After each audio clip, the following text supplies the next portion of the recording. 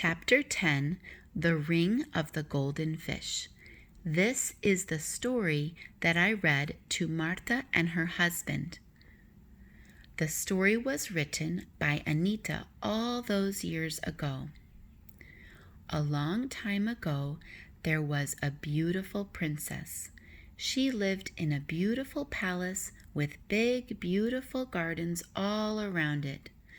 But she was sad because she had no friends. She couldn't talk to anyone or play with anyone. She was a prisoner in the palace because she was so beautiful. Her father wanted her to marry a rich, handsome princess. But the princes in that country weren't handsome, and the rich men weren't princes, and the handsome men weren't princes or rich. So she married nobody, and she was very sad. One day a poor fisherman came to the beach at the end of the palace gardens. The gardens were very big and went as far as the sea. The fisherman caught a big golden fish, and he wanted to kill it. But it was a magic fish, and it spoke to him. "Don't kill me," it said, "and I'll give you a magic ring. And with this ring you can marry the princess." So the handsome young fisherman put the fish back into the sea. Soon it came back with a gold ring in its mouth. "The man with this magic ring will always know his true love," said the fish, and it swam away to the bottom of the sea. The handsome young fisherman was called Roberto. Here the name Rafael was written first and then changed. When Roberto put on the ring, he saw in his head a picture of the princess. He fell in love with her. He walked through the gardens to the palace looking for the princess. When he found her in the garden, he put the magic ring on her finger, and she knew immediately that she loved the handsome young fisherman. They went to her father, the king, and he gave the poor fisherman half his lands, and they were married and lived happily forever. It wasn't really a very good story. It borrowed a lot from other stories, but it told me a lot about poor Anita.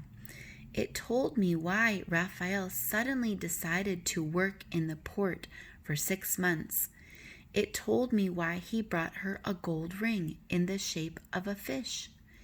I went back to my uncle's house. It was late at night, but I sat with him and drank coffee. My head was full of changing ideas. I said very little, but I thought a lot.